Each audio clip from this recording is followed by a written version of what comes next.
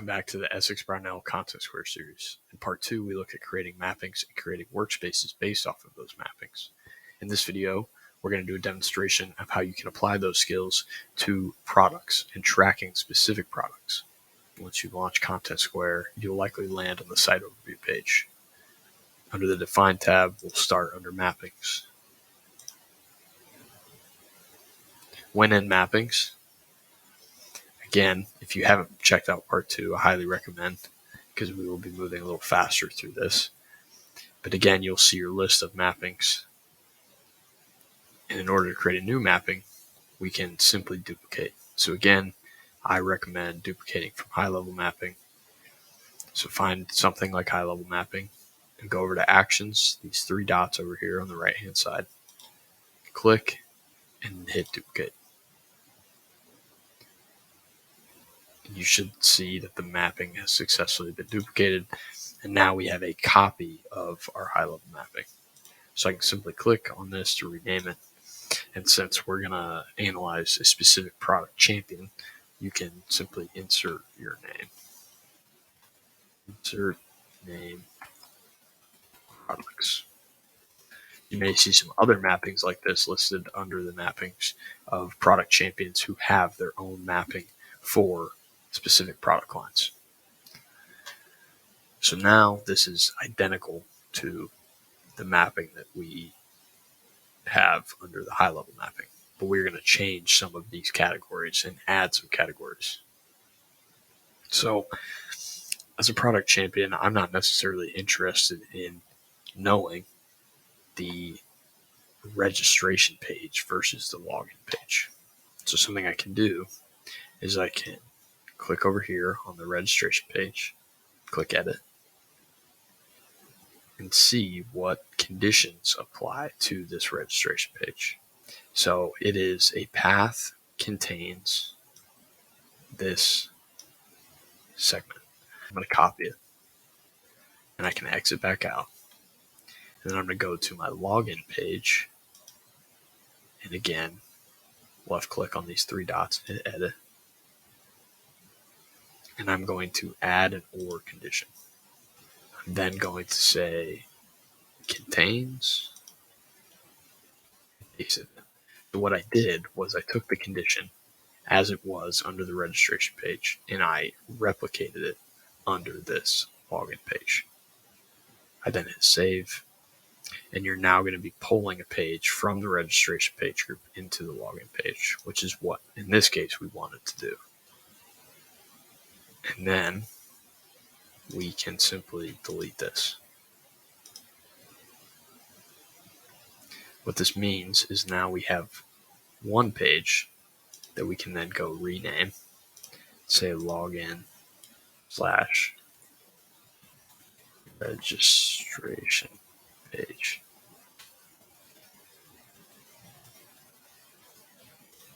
So you can see how you can combine certain page groups to create a less complex view, especially once you begin adding page groups of your own. So again, something like blog. For a product manager, we can combine with the CMS page, which is our other content pages. So we will rename this just for clarity. Say content page. And then we'll go back into our blog page. And you can also simply click on this to pull up this page. And we'll see it says path contains blog. So I'm going to Control-C this again. I'm going to copy it. And I'm going to bring it back up to our newly renamed content page. And I'm going to add an OR condition. And again, this one was path contains blog. Hit save. And now this says this page group will automatically be deleted because it's empty. You say, I understand. Hit save. And now we have a new content page that includes the blog page, but also includes other content URLs. This then reduces the amount of things that we have to sift through in each of our mappings. So again, you can play around with this and leave the groups that you feel are pertinent to your analyzation, and other groups you can maybe combine and aggregate to create a simpler view when you're looking at something like journey analysis or page comparator. But enough of deleting and combining. Now let's create a new page group for our products. So as you can see, I have 3 products up top, 3 random products that I selected. And let's say we are in charge of the groups that these 3 products fall into, and we want to analyze these 3 web pages. So I can use this create button in the top right. I can hit create. And now I have a blank page group that I can then create. So let's say we want to look at the first one, which is 3M sequence slit coils. Once I've named it, now it's asking for me to create a path. So again, I highly recommend using path contains. And in here, then I'll come over to my page. That's my 3M sequence slit coil. And I will find the SKU. So the SKU is 3M sequence slit coil in this case. So up top, I find that and I copy it. Then come back into Contentsquare and I can simply paste it in there. Once I hit create page group, that's then going to pull something from a category page into this new page. I hit save. That is solely the one web page that I want to analyze. So let's replicate this with the other 2. So again, I'll hit create. And now we're going to look at flexible insulation wedge. Then come over to that page. And I see it's called DMD wedges. So I will then highlight it, Control Z or copy it, and paste it in there.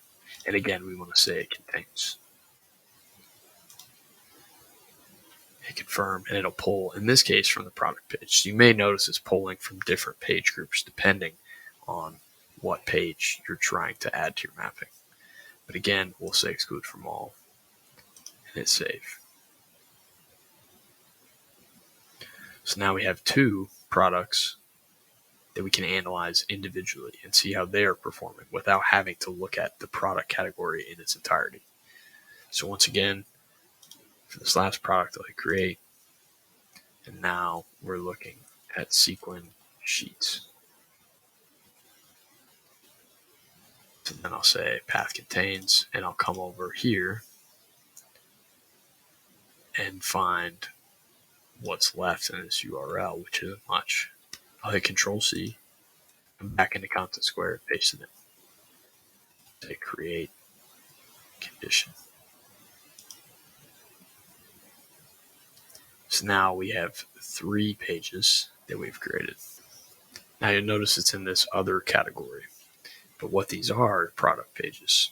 So what we can do is we can hit info, and this drop down up top, we can then scroll and add it to a different category on this left hand side. So we'll add it to the product page group. Again, we'll do the same thing for flexible insulation. Add it to the product page. And same with sequin. You can also do this under edit. Both places you'll find the drop down, and it'll automatically update. And now these are present under our product category.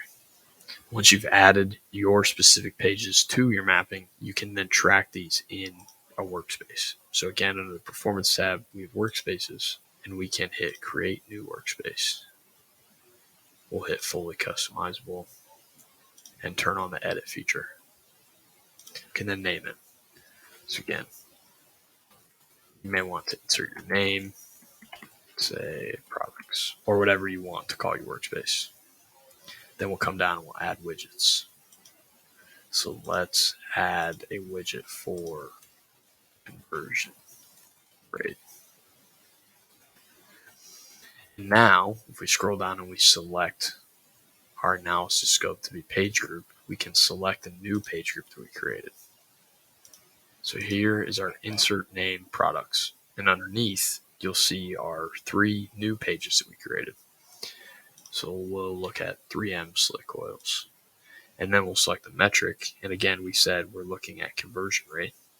So we'll find conversion rate, click on it, and for this case say e-commerce, but again you can select a different goal if you wish. Then scroll down, we can select a segment, device, select if more or less is better, but we'll just simply add this widget. Now you'll see the widget appear. And again, this page doesn't have a lot of traffic, so the conversion rate is going to be 0. If we turn on the edit feature again, we can then name this page group and say 3M slit coils. So now all of these KPIs that are under this category, we can make for 3M slit coils. So we'll say again, add widget, say single value, and let's say we want to look at exit rate. We're going to look at the rate that people are exiting from this web page.